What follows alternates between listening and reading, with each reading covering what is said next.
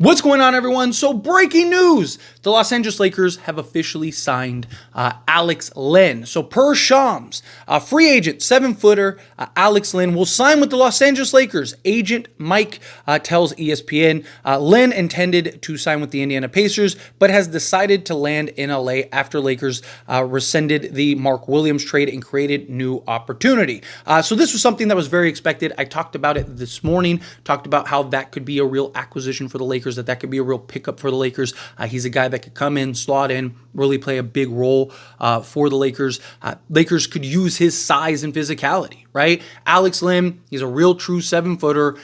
Gives you, real size on the interior. He's 250 pounds, right? A guy that you can put out there who's not afraid of the contact. He's not afraid of the physicality. He's a guy that is willing to embrace that, and he just gives you a different look from all the centers that you have, right? Trey Jamison is probably the closest thing that you have to that. 6'11", 270. He's a tank. We've seen him just be a tank on the inside. But Alex Len comes in and gives you that veteran presence. Gives you a guy that's been there and done that and has built a career just being that solid center acquisition. He had some very good moments and some very good stints with the Sacramento Kings, right? He was a guy that they really liked, that fit kind of their style and what they wanted to do. And I do think he's a guy that can come in and provide and just kind of be a bit of an anchor for the Lakers. Now, he's not the ideal center. He's not like, oh, that's it, Lakers, that's it. Crown them champions, right? But he is a guy that I do think can help and solve a lot for the Lakers, right? Obviously, again, the size is a big factor. He can rebound the basketball and get you a couple blocks. He is a little bit slow-footed. He is athletic, right? And he can run the floor, and he could be that lob threat, which is what Luka wants, right? And LeBron. So he's a guy that is he's probably going to be a double-digit scorer or close to that, depending on how many minutes and if he actually starts for the Lakers. But assuming that happens with Alex Len, I can see him being like a 12-8 guy, right, somewhere in that range, because he's just going to benefit a ton from guys like Luka, from guys like LeBron, just throwing him those lobs, throwing him those passes, and I really do think we'll be able to kind of fill in that role, fill in that gap for the Lakers. He's also probably the best option out on the market. I know we all kind of have our little thoughts and opinions on who it should be and how it should be and whatnot, but I think he's a guy that can come in and solidify the starting role or even like the bench unit. He has a 7'4" wingspan, so he's got good size, good length, good physicality, and again, a veteran, right? Which really does help the Lakers, right? You need a guy with some real size. You need a guy that can come in and be that physicality. As of the current recording of this video, I don't know who the Lakers are waiving yet. I'm trying to kind of keep an eye and see if that comes through while I'm recording this video. But kind of dive into Alex Len and what he could provide. Now, if you look at Sacramento, he only averaged 7 minutes per game this season for Sacramento. And 36 games, he started 3 of them. He's only averaging 1.4 points, 1.8 rebounds, an assist, half a steal, and half a block, right? But if you look at his per 36 numbers, which if he's starting, he's probably going to be around 25 minutes a game. To give you an idea, he would be this season 8 points and 9 rebound guy with 4 assists, 1.1 steals, and 2.5 blocks. He is per 36 minutes a career 2 block per game, 2.5 block per game guy, as well as giving you a steal per game, along with multiple assists. And a career 14 and 11 guy, again, per 36 minutes. Now, obviously, per 36 doesn't tell you everything that you need, right? It doesn't tell you the entire story, but it does give you a little bit of information, a little bit of insight on kind of what that production could potentially be if he were to get a more prominent role, if he was to kind of play a larger role for a team like the Lakers. You look at seasons, right? The most he's ever played in a season, on a per basis minute, is 23 minutes per game, and he was a 9 and 8 guy with the steal and a block per game. He has had seasons where he was like an 11 point a game guy with Atlanta.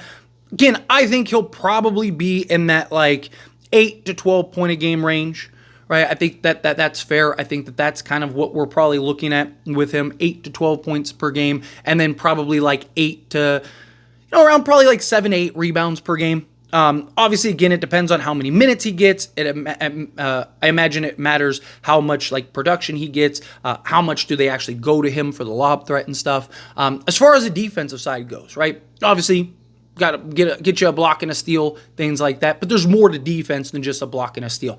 Now, when he's baiting down low as a just physical defensive presence, he can hold his own. Right, I prefer him against, like, say a Jokic matchup, things like that. He's a guy he doesn't shy away from the physicality, which is something that the Lakers really need. They need somebody that can, again, just bang with the big boys on the interior. But he's also a guy that, again, can be the help defender. If you funnel, right, the offensive player into him, he can clean it up, right? He's a guy that on an island, probably not great. Right, it does help that he is big and has a good wingspan, but he's not a guy that, you want just out there in like the Anthony Davis role or playing the scout role or anything like that. He can be a help defender. He can, like I said, clean it up if you properly funnel the player into him. He's very active, right? He's a good hustle guy, good energy guy. He's going to come in. He knows his role. He's built a career on playing a specific role, being that specific role. And I do think that's going to be good for the Lakers because he's not going to come in with any expectations. He's not going to come in with, he wants the minutes, he wants the playing time. It's why he went from an Indiana Pacers team to the Lakers, right? Which, I talked about last night. I talked about it this morning, right? Like this is something you knew was coming, right? There's no way he is going to end up spurning the Pacers with a guaranteed job to get a maybe, right? Now, here's the thing. Lakers, the Charlotte Hornets have officially filed for to try to force the Lakers to make that trade, which means they're probably not going to waive Cam Reddish. So is Shake Milton getting waived or is Christian Wood getting waived? Christian Wood just provided an update. I was actually in the middle of recording that video when we got the Alex Len news. So look forward to that Christian Wood video. I'll talk about that later. Obviously, I'm going to let this video marinate for a couple hours. But a lot to talk about, period. Alex Len, you knew he was going to Lakers. There's no other reason he would risk and forego the guaranteed money and guaranteed job and risk his reputation, his agent, all that stuff, because teams don't like that, right? That's not a good kind of standard to set of like, okay, this guy will back out if you offer him something. It had to be a better opportunity, and everyone understands it, right? Like the Lakers is the premier job. You're playing alongside Luka, you're playing alongside LeBron James, two guys that are going to make you look like an all-star, right? Like all you have to do is just play your role, right? He sets good screens, good physical screens. He slips very well. I can see him operate in the pick and roll action. Again, he's not like game changing. Oh my God.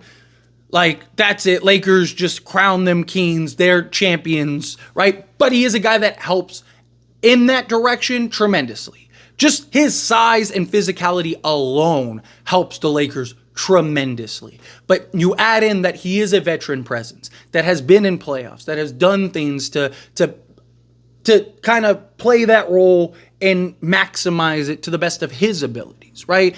And then to have two guys that are going to constantly set him up, constantly look for him as the roll man, as the lob threat, right? He's a guy that can really kind of help in that regard.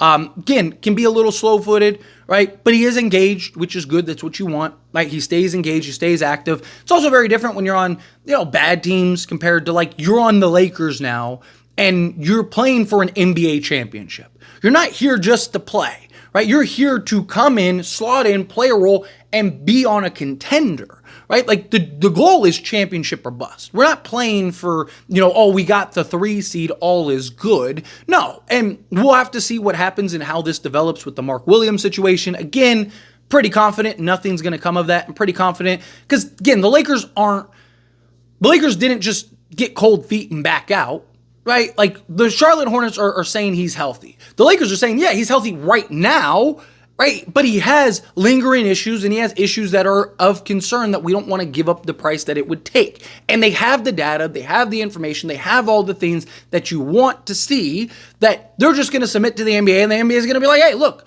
this is the charts, this is that, hey, hate to break it to you, sorry, tough luck, right? Renegotiate with them in the offseason, right? Also, I don't think that the Lakers would have brought in Alex Len unless they were confident that they were going to be able to still get this deal done, right? Or if that deal was going to get forced to go through, right? Like if the Lakers had any kind of concerns of like, hey, this is going to happen, because now you have like 4 centers on your roster at that point, right? But we'll see.